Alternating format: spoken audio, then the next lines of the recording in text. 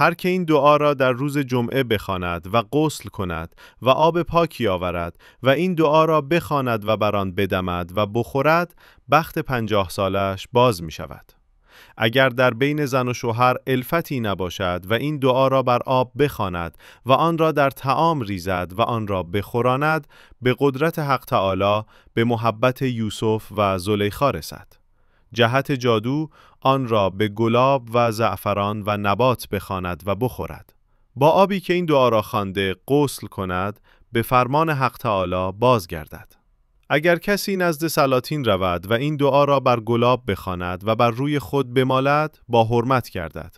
اگر در آبش غسل کند، حق تعالی او را از جمیع بلیات حفظ کند. هر کس این دعا را بخواند، از مکر مکاران و سحر ساحران و شر جمیع خلقلان در امان باشد.